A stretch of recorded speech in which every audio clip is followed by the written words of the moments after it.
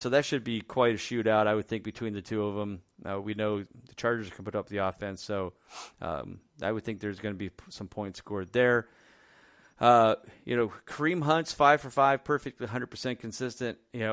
I know I was high on picking him late in the drafts. I have him in a lot of the teams that I'm in the playoffs with right now in the semifinals. Kareem Hunt's on, I think, at least 3 or 4 out of that 5. Because he's been a great flex since he's been playing, and certainly he's been very helpful. Not getting a ton of points. I mean, his X consistency is 14.22, which is exactly what he's averaging per game because of his 100% consistency. So it's, he's not getting 20 points a game, but he's getting 14 points a game, which is good enough, earning us clutch games, and that's what we want, and especially if you get him out of your flex. Then after that, you've got the big boys, Christian McCaffrey, Ezekiel Elliott, Leonard Fournette, Derrick Henry at 85%. Those three are at 92. Austin Eckler, 85. Nick Chubb, 85. All these guys, if you look at the teams that are probably in the playoffs right now in the semifinals, some of these guys are on those teams because they have been there, been consistent for you. Maybe not world beaters. I mean, Zeke hasn't been the top 3 guy you were hoping for. He's 6th in total points, but you can't beat the 92% consistency. So the teams that you have been taking into the playoffs here in your semifinals, Ron, any of these guys on your teams? Honestly, no. Okay. No, I honestly don't have them. And I was sitting here thinking of that when you were going through the names. And it's weird because, my teams – the 3 main playoff teams I have that are left out of my leagues, they've been powered by Lamar Jackson and my wide receivers, and they've been kind of weak at running back. I know I've complained to you about some of the guys that I have on there, and we'll talk about them here a little bit later on. But I think the only one that I may have on any of my playoff teams might be Derrick Henry, I think, is on one of them. But other than that, I don't have a lot of these guys, and it's weird that I'm still sticking around. Maybe that's why I'm not sticking around in a lot of my other ones, because I don't have these guys. Right. But, a couple guys, too, that you took in that first round that you see a little bit further down. Like, you kind of hit it on the head there. They haven't been disappointing, but Zeke Elliott definitely hasn't put up those top 3 numbers. Right. But Kamara. We're talking about consistency, and he has definitely been consistent. Right. And Alvin Kamara has certainly been a disappointment. Top 4 pick, 11th in total points, missed a game or two. See, that's the kind of guys I have on my team. Right. Kamara's and Sonny Michel's. Right. World, so. And that's the thing, we're disappointed with 11th in total points and 82%. I mean, that's still not bad, but when you draft him in the top 4, you expect him to be Christian McCaffrey-esque 92% or Zeke Elliott 92%. Zeke's 6th in total points, but the 92% gives him that higher floor. So if you look at his X consistency, basically you got McCaffrey at 26, Dalvin Cook at 22, Eckler's at 17.5, and then Zeke is at 16.97. So he's 4th. So can't fault him for where he's at, but we were hoping for a little more, and I think that's it. But like you said, some of the first-round picks that have not performed at the level we hope. Kamara, we already talked. Le'Veon Bell, 13th in total points, 67%. Melvin Gordon, he was holding out, so we'll throw him out. Saquon Barkley, 18th in total points, 60%. Yes, he was injured. I don't think he's 100%. Actually, I hope that this sets that he falls maybe to like middle of the first round, and you can get him next year for a much better value than being a number 1 pick. But David Johnson, Joe Mixon, those are the kind of guys that we had kind of locked in as first round picks, and many of them have let us down this year.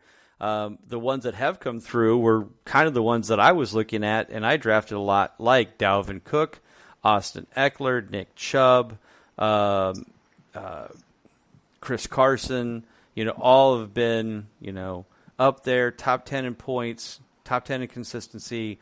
That's what I was hoping for, and that's what I got. Those are the ones that are really kind of getting me into the playoffs. Now, I have one league that I got I shouldn't say lucky, but it was lucky, where I had the number 4 pick overall. I took McCaffrey, and somehow Dalvin Cook fell back to me in the second round. Needless to say, I was first in total points, first in record. So now I'm in the semifinals, had a first-round bye. But now here I got Cook. It's kind of questionable injury-wise. McCaffrey now, Carolina has kind of given up now. Not a great week last year. I mean, McCaffrey was okay last week. He's 24 points, nothing to sneeze at.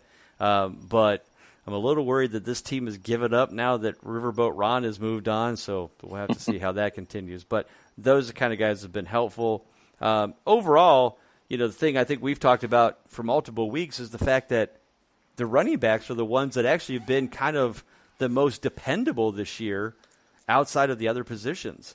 Because most of them are near the top consistency-wise. It's the receivers that are a nightmare this year. When we don't even get a start, of course, on the tight ends. But any other running backs you want to kind of mention, good or bad, before we move on? I feel like what's kind of powered my teams at running back is a lot of these RB2, RB3 guys that I was able to get a little bit later that I've been able to pop into. Devin Singletaries of the world. I've got him in a couple spots. He's really come on and kind of helped me out. Ronald Jones had a little hot streak there for a while. He's definitely cooled off. But that's the kind of guys that have been powering my team. But yet again, guys like Kamara, guys, that we, like you said with Saquon Barkley, yet again, I think that's really what we start thinking about this time of year is, okay, especially if you're out of the playoffs. Right.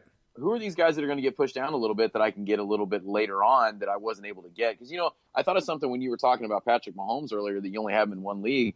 Sometimes it's kind of fun just to draft these guys and you got to pay up for them a little bit. It's fun to have Patrick Mahomes on a team, You don't get him very often. So, maybe you can get your Saquon Barkley a 4th or 5th pick next year. It'd be kind of cool. Yeah, I mean, as we get to this time of year, while, like you said, you and I are in a bunch of leagues, so obviously we're still in some playoffs, but most of them we're not. But, already I look at a lot of these numbers now and I think, so is Michael Thomas the guaranteed lock for the number one wide receiver next year? I mean, he's number one this year, but and we always try not to use history to make our decision for our future, but I mean, if I'm a betting man, Michael Thomas is the number one guy off the board at wide receiver next year. Disagree? No, I don't disagree at all. He's been a machine as far as just the targets, the catches, the receptions, and it's helped him a little bit too. That Drew Brees I think, had a little bit more of an improved season than last year as well. Right. Well, but you got to remember 5 of those games were with Teddy Bridgewater. That's true. True. So I think, but it seems, and it could be part of the reason could be too, failure for anybody else to really emerge as a huge weapon on that in that offense too. We talked about Kamara being a disappointment. They don't really have a consistent tight end as well. So it could be just a matter of out of necessity. You're going to your best guy and you're feeding it to him no matter, what the situation is as much as you can. Well, and I think that'll be a thing too. What if the Saints go out and get a real number 2 wide receiver? Does that change our attitude on Michael Thomas? I don't think so. I mean, it might affect his numbers a little bit, but I mean, he's so far ahead of everybody else that I think that even if he slides a little bit, he's still going to justify being that first guy. Right. And I'm not saying he's still not a top 5 pick, but is he now still the number 1? Because right behind him is DeAndre Hopkins, 85%. That's a disappointing year for DeAndre Hopkins because the last 2 years he was 100% consistent in both seasons. I mean, it's sad when you look at a guy who's third in total points at 85% consistent go, dude, you sucked.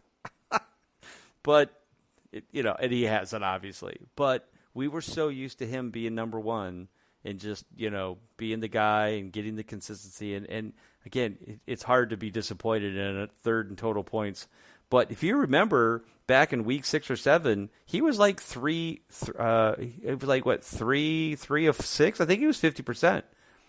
And, obviously he's put up like 8 straight, as we expected. But yeah, he was scary for a while that he wasn't getting the touches in that. And, Will Fuller's been in and out. Kenny Stills has been in and out. But luckily Hopkins is still the man. And again, I hope Hopkins falls to late first round and he could be my starting receiver. Who knows? Right up there at 85% is also Julian Edelman, a favorite of ours. I still think we're the only site that had Julian Edelman in the top 5 or 6 wide receivers ranked, and he's number 4 overall, and he's tied for second in consistency. So that went well. But then this is where it then just falls apart because now the rest of these guys are guys that we didn't expect to be in the 80, 70% range. DJ Moore, John Brown, Julio Jones we expected. Chris Godwin, more, a lot of us expected it. But Allen Robinson, not really. Jarvis Landry, we didn't expect him to be this high. We thought OBJ would be here, but not him. Devontae Parker, stop. Golden Tate only played 8 games with 75%. And that's it. We're now at below 70%.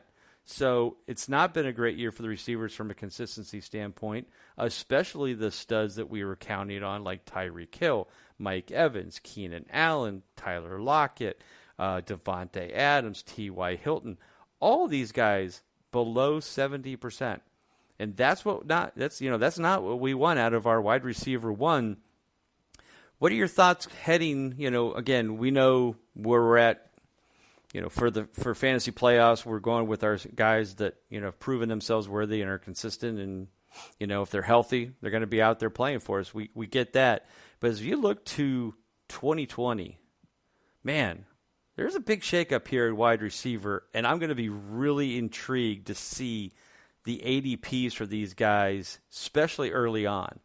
Because can we sit there and say Keenan Allen is still a wide receiver one when he's 62% consistent? And, yeah, he's 11th in total points, but can we count on him? What about Devontae Adams? 60% consistency. T.Y. Hilton can't stay healthy. Stephon Diggs, 54%. Beckham, 54%. I mean, Juju. Ugh. Now, if Juju gets everybody back and Big Ben, I feel a lot better about it. But still, like I said, Michael Thomas did fine with Teddy Bridgewater. A little bit different, but yeah, a little bit. Yeah, and injuries. A couple of guys you said Juju's been nicked up. Right. Being a Colts fan, T.Y. Hilton is nicked up all the time. I think he's done for the year. So that's always something with him as well. He's great when he's out there, but man, is he a disappointment just because he's not healthy a lot of the time.